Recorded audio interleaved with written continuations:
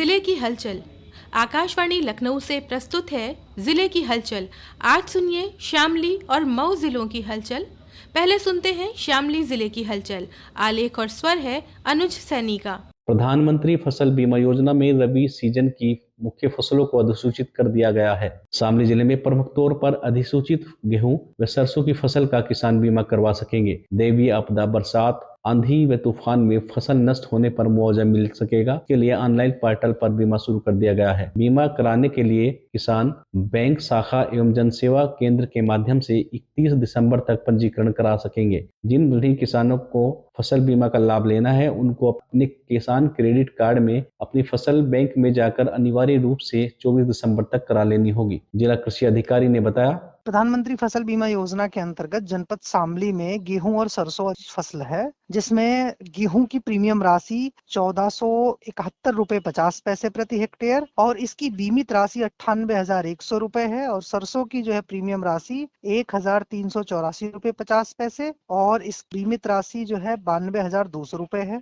यदि कोई भी प्राकृतिक आपदा आती है जैसे आंधी, तूफान, ओलावृष्टि, तो इसमें प्रधानमंत्री फसल बीमा योजना के अंतर्गत बीमित कृषकों को फसल बीमा का लाभ दिया जाता है। शामली जिले के 2.17 लाख बिजली उपभोक्ताओं पर ऊर्जा निगम के 353 करोड़ रुपए का बकाया चल रहा है। अब एक मुफ्त समाधान योजना में छूट आने से निगम को अच्छी वसूली की उम्मीद जगी है। शामली, मुजफ्फरनगर, सहारनपुर समेत पश्चिमांचल के 14 जिलों में एक मुफ्त समाधान योजना को लागू कर दिया गया है। ऐसे में बिजली के भारी भरकम बकाया बिल में छूट हासिल कर सकेंगे। ऊर्जा निगम के अधिकारियों ने इसके लिए तैयारियां तेज कर दी है। 15 दिसंबर से शुरू हो रही ओटीएस के लिए प्रचार प्रसार शुरू किया गया है। उपभोक्ताओं के लिए एक मुफ्त समाधान योजना 3 चरणों में लागू होगी। यह योजना 15 दिसंबर से 31 जनवरी 2025 तक यानी कुल 47 दिन तक लागू रहेगी। योजना का प्रथम चरण 15 दिसंबर से 31 दिसंबर तक, दूसरा चरण 1 जनवरी से 15 जनवरी तक, तीसरा चरण 16 जनवरी से 31 जनवरी तक चलेगा। योजना का लाभ लेने के लिए उपभोक्ताओं को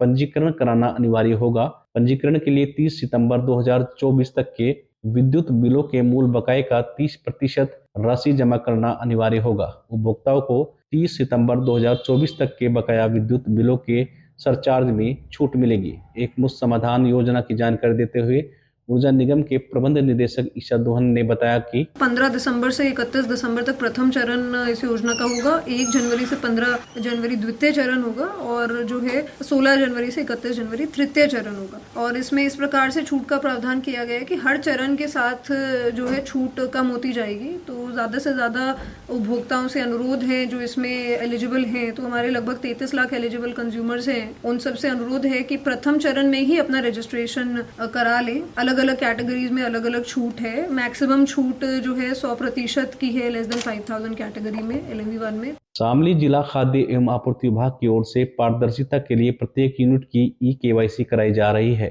शासन ने 100% ई-KYC के लिए कई तारीखें बढ़ाई है, लेकिन बावजूद इसके 3.42 लाख उपभोक्ताओं की ई-KYC नहीं हो सकी है। ई-KYC कराना अनिवार्य है, नहीं तो राशन कार्ड से नाम निरस्त किया जाएगा। जिला पूर्ति अधिकारी अंकुर यादव ने बताया कि जिले में 2,20,000 से अधिक पात्र गृहस्थी एवं अंत्योदय कार्ड धारक है। इनमें 9,51,380 सदस्य हैं, लेकिन फिलहाल तक करीब 6,08,990 सदस्यों ने ही राशन की दुकानों पर पहुंचकर अपनी ई-KYC कराई है, जबकि बाकी लाभार्थी फिलहाल भी ई-KYC नहीं करा सके हैं। जन वितरण प्रणाली विक्रेताओं को राशन कार्ड के सदस्यों को ई-KYC करने का निर्देश दिया गया है, ताकि किसी को भी राशन मिलने में परेशानी न हो। जिला पूर्ति अधिकारी ने अंतिम तिथि 31 दिसंबर तक राशन कार्ड के सदस्यों से ई-KYC कराने की अपील की है। उन्होंने स्पष्ट किया कि किसी भी राशन की दुकान पर ई-पोस मशीन के जरिए फ्री में ई-KYC आधार सीडिंग करवा सकते हैं। जो राशन कार्ड धारक राज्य से बाहर है, वह दूसरे उसी प्रदेश में अपनी ई-KYC आधार सीडिंग करवा सकते हैं। शामली जिले की हलचल के बाद आइए सुनते हैं मऊ जिले की हलचल। आलेख और स्वर है डॉक्टर आजाद नोमानी का।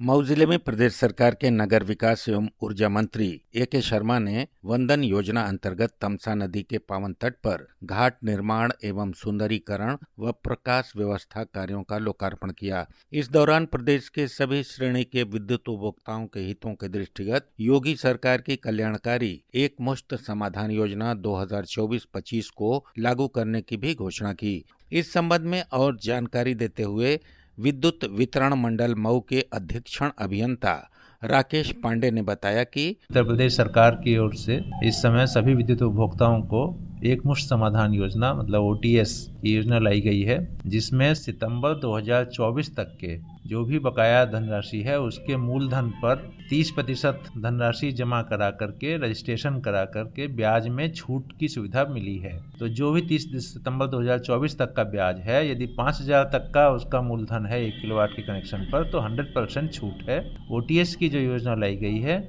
ये 3 चरणों में चलेगी। इस प्रकार 47 दिन की ये योजना है। प्रथम चरण में सबसे ज़्यादा लाभ है ब्याज में छूट पर, द्वितीय चरण में प्रथम चरण की अपेक्षाकृत कम लाभ है और तृतीय चरण में और कम लाभ हो जाएगा। इसलिए सभी लोगों से अनुरोध है, सभी बकायेदारों से, कि अधिक से अधिक संख्या में प्रथम चरण में ही अपना रजिस्ट्रेशन करा लें। मऊ जिले में स्वास्थ्य और बाल विकास पुष्टाहार विभाग द्वारा विटामिन ए संपूर्ण कार्यक्रम राष्ट्रीय स्वास्थ्य मिशन के तहत 9 महीने से 5 वर्ष तक के कुल 2,48,402 बच्चों को विटामिन ए की खुराक पिलाने का लक्ष्य निर्धारित किया गया है। यह कार्यक्रम 4 दिसंबर 2024 से 30 जनवरी 2025 तक चलेगा।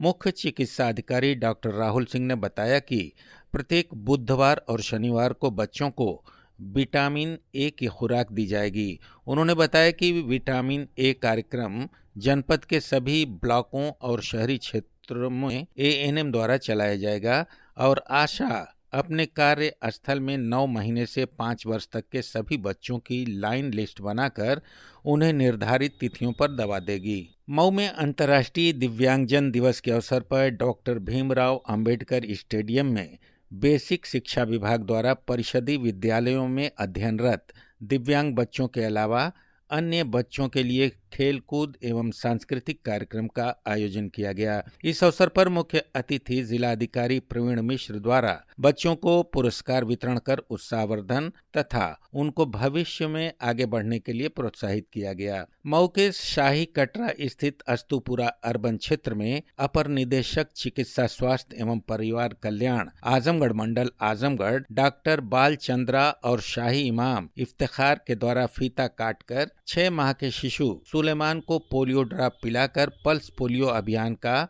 जिले में आगाज किया गया। हमारे जनपद में पल्स पोलियो का कार्यक्रम चल रहा है। जैसा कि आप अवगत हैं कि पाकिस्तान और अफगानिस्तान में बहुत से वाइल्ड पोलियो के केसेस नए निकले हुए हैं। ऐसी परिस्थिति में चूंकि हमारा देश की सीमाएं इन देशों से सटी हैं और हमारा देश पूर्व में 2019 में ही पोलियो मुक्त हो चुका है, लेकिन चूंकि पड़ोसी मुल्कों में पोलियो के केसेस बढ़ रहे हैं, इसके दृष्टिगत शासन ने पल्स पोलियो प्रोग्राम को चलाने हेतु निर्देशित किया है और हमारी कोशिश है कि हम अपने जो भी बच्चे हैं पोलियो के ड्रॉप पीने के लायक, उन सभी बच्चों को 100% पोलियो का टीकाकरण करा दें, जिससे कि पड़ोसी मुल्कों की बीमारी हमारे मुल्क में, हमारे देश में न फैल सके। मऊ जिले में महिला कल्याण विभाग द्वारा बेटी बचाओ बेटी पढ़ाओ योजना अंतर्गत महिला उत्पीड़न, घरेलू हिंसा एवं उनसे जुड़े कानून के संबंध में जागरूकता कार्यक्रम का शुभारंभ मुख्य विकास अधिकारी प्रशांत नागर द्वारा दीप प्रज्वलित कर किया गया।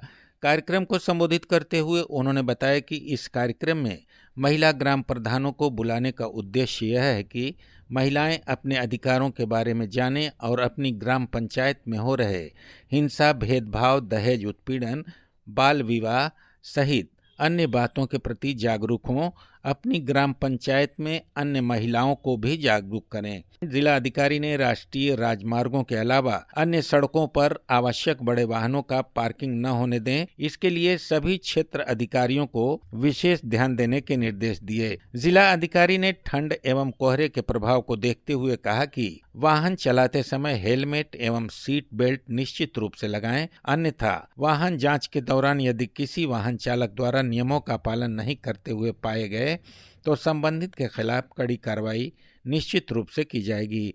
ये था आकाशवाणी लखनऊ के क्षेत्रीय समाचार एकांश द्वारा प्रस्तुत जिले की हलचल का आज का अंक।